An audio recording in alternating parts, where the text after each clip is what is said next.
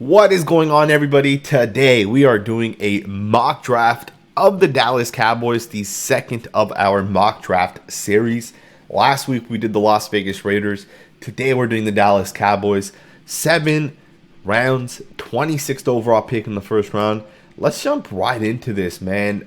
This one's going to be interesting because there's so many good players, I think, at the top of this draft, and then there's kind of a drop-off, at least in my opinion. We can go ahead and just look real quick what PFF kind of has. In their stimulator, you got Jalen Carter goes 1, Young goes 2, Anderson goes 3, Levis goes 4. We can kind of see down the board a lot of the guys get picked. Devon, Witherspoon, a corner gets taken. Christian Gonzales, another corner gets taken. A lot of really good players are off the board at this point. 26th pick. If I'm the Dallas Cowboys, you really got to think what it is that you want to do. The biggest needs, in my opinion, for the Cowboys are cornerback, receiver, offensive line, specifically one position within the offensive line, which is going to be left guard. Connor McGovern's a free agent. I don't think you bring him back, although I think he's a good football player. I don't think it makes sense. With that being said, what do you do? A lot of the mock drafts have O'Cyrus Torrence, guard out of Florida, who is the best guard in this class, going to the Cowboys with this pick. And that would be the easy thing for me to do right now. It's just take the guard and apply it to the Cowboys, but I'm not doing that. And here's why. Guards are relatively easy to find. Let's just be honest. Zach Martin's a great football player, but guess what? So is 7th round pick for the Chiefs, Trey Smith. So is 3rd round pick for the Raiders, Dylan Parham. You can find guards later in the draft. I don't think it's worth taking one in the first round, so I'm not doing that here. For me, I think the one position you really have to target is receiver. Especially at this point, I don't think there's a whole lot of good receivers. Once you get past the top 3 or 4 guys, obviously the PFF mock draft has not updated, but for me, I'm taking a wide receiver here. I am taking Jalin Hyatt out of Tennessee. I know his ADP right now, it says 60, and he's a 64th ranked player. That is not true. This guy is going to be a first round pick. I think his stock is starting to rise. The guy's going to end up running a 4.2 at the combine, and he's going to be a top pick, in my opinion. I am taking him with the 26th overall pick. The guy's a game changer. The guy makes plays, and he's one of those guys. When I look at the Cowboys, what do the Cowboys need? I think they need a guy who's explosive, a guy that can stretch the field vertically. For me, that's him. Jalin Hyatt out of Tennessee. I actually right now have him ranked as my number 3 wide receiver. Right now, I got at the top Jackson Smith-Njigba, number 1. Number 2 is Jordan Addison out of USC. Number 3 is Jalin Hyatt. And then obviously number 4, I think most people have Quentin Johnston. And most people have those 4 guys at in the 4 in some sort of order. I think he's going to be a great football player, so I'm taking him number 1 at the 26th overall pick. Some people aren't going to agree with it, but I challenge you guys to go watch his tape. Go watch his highlights if you guys are into highlights. The guy's different, man. Let's go ahead and jump forward. You got the 58th pick next. I want to look at some of the prospects available. Now, obviously, Tony Pollard is going to become a free agent, but you got to lock him in my opinion. He's a guy you got to bring back. If you don't bring him back, then you got to look to potentially drafting a running back at 58. Jamari Gibbs is obviously available, and I'm sure there's plenty of good running backs at this point.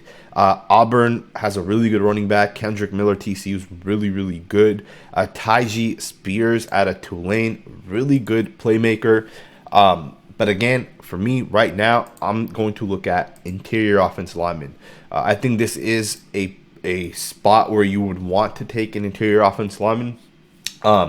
Obviously, there is a small chance that if Tyler Biadasz doesn't work out at center, if you don't think he's the future guy, you take a center right now. You could take Luke Weiper out of Ohio State. Really, really, really good center. But for me, I think Tyler Biadasz is a really good football player. Plus, you got Steve Avila available. We're going to take him in the 2nd round, pick 58. Personally, I don't know if he's going to even be available here. He may end up going in the 1st round. The guy's a really, really good football player. Again, I don't think the drop-off between O'Cyrus Torrence and Steve Villa is that large. I don't think the drop-off is that large. There it is. We got a wide receiver. We got a offensive lineman. I think those are the two biggest needs. Of course, cornerback is a need as well. At this point, am I going cornerback? Let's look at some of the cornerbacks available. You got Jalen Jones, who I really, really like out of Texas A&M. The Stanford cornerback as well is another very intriguing prospect. I'm going to wait to take a corner at this point. I'm going to look at some of the linebackers. I think there is one linebacker that I really, really like. Obviously, he's already been drafted, or at least he may be drafted. We can see. Yeah, I don't think he's going to be this far down. That is Iowa's Jack Campbell. Obviously, he's not available right here. You guys can see. Interestingly, PFF has some of these guys ranked pretty low. Henry Tutu and Ivan Pace Jr. They have them ranked super, super, super low. Kind of surprising. Let's go ahead and look at some of the players at the top here. DeJuan Jones is kind of an intriguing prospect. You know, if you don't bring back Terrence Steele, DeJuan Jones is a guy you can target. I think he will be here with pick 90. Or I think there's a chance he will still be here at pick 90. That one's kind of intriguing. Noah Sewell, to be a long-term linebacker to really replace Leighton Vander Esch if you don't bring him back is kind of intriguing as well. In my opinion, the guy that I'm going to take for the Cowboys, who I think has long-term potential to start, is going to be Georgia safety Christopher Smith. Very, very interesting football player if you guys ask me. Plus, Donovan Wilson is a free agent. Obviously, he's a really, really, really good football player in my opinion. In my opinion, Donovan Wilson is one of the better players on the defensive side. A lot of impactful plays, but he's also going to cost a lot of money, and at this point, I think you really have to pick and choose. Micah Parsons, CeeDee Lamb are getting about $9 million combined in the next year. In 4 years, both of those guys are making almost $50 million combined, right? So you really have to pick and choose who you're taking, who you're paying at this point. Donovan Wilson, I think, he's going to get at least anywhere from $6 to $10 million, and I just don't think it's a smart decision to pay him that today for the next 3 to 4 years. Again, I do love him as a player, though, but I think Christopher Smith out of Georgia is a player where you can kind of replace his production. It's going to be interesting, man. The draft is always, in my opinion, the best time to kind of look at some of these other players. Let's go ahead and jump into the pick round 4 here. Still a lot of really good prospects on the board. I think one of the biggest things the Cowboys have to hit on is they got to hit on some long-term options to have production on the offensive side. I think it was very clear against the Niners. On the offensive side, there just wasn't a whole lot of playmakers. And I think there's a lot in this class specifically. I think there's a lot of really good running backs, a lot of good receivers, a lot of good tight ends, among other positions. But I think those positions are very deep. So with this pick here, I think a running back is absolutely the pick to be had, and not just a running back, but a guy that can line up out wide, a guy that can get out in space and make plays. For me, that's gonna be Tulane's Tyjae Spears, a guy who dominated the Senior Bowl, a guy who from day one you knew this guy was absolutely special. And keep in mind, this is in the 4th round, so I think this is just the perfect pick all around for the Cowboys. You still bring back Tony Pollard, right? So you got Pollard and Spears, who are going to be the two guys to really, take all the load off at the running back position. And then I think for Zeke, you can move on from Zeke and you save almost $5 million in cap space. Again, I think it's very important to really get the cap under control. A lot of really good football players. Now, obviously, we haven't hit on a cornerback yet. We haven't even selected a guy. I think it's important that if you're going to take a cornerback, you either take him early in the 1st round. Even with that 2nd round pick, it may be too late. And I think later on, it's going to be very, very hard to really hit on a cornerback. But I will say this. There are some guys that I really, really like. One of those guys is Michigan's DJ Turner. I think DJ Turner has a lot of upside. When you put the tape on a Michigan, there's just those sticky cornerbacks. For me, when I watch those guys, Sticky cornerbacks that can mirror wide receivers, that can play man-to-man. You're able to blitz within your front seven. I think the Cowboys, who obviously love to play man-to-man, blitz, and do those type of things, take their shot. I think DJ Turner makes a lot of sense. So with pick 163, we're going to take DJ Turner. Now, the Cowboys do have a couple of fifth-round picks. They got some compensatory picks. I think one of the things the Cowboys need to consider is taking a tackle, a long-term tackle, that is, too, right? Long-term development, I should say. I think Terrence Steele is a really, really, really good football player. In fact, I think Terrence Steele is today better than Tyler Smith. Obviously, Tyler Smith may have more upside, but Steele is more of a fine-tuned tackle today. Steele, in my opinion, was a top 10 tackle last year. And if you guys know, on the Football Scout channel that I have, we talked about that multiple times. Well, I think you still need to get a long-term tackle. I don't know if Josh Ball is the long-term option at tackle. So I'm going to take a tackle here, and a guy that I really, really, really love, a guy who wasn't invited to the Senior Bowl, had his shot to go to the East-West Shrine game, ended up not going, but I think he is the best.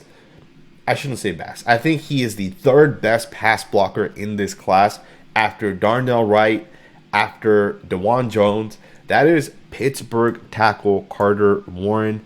The guy has it. He's long, he's lengthy, he has great pass blocking technique, and he is smart when it comes to run blocking. He doesn't have the strength today, but I think for the Cowboys, one of the things they do is they run a lot of zone, outside zone, inside zone. They get their tackles to pull out wide. So when I look at it with Carter Warren, I think it's a good fit, right?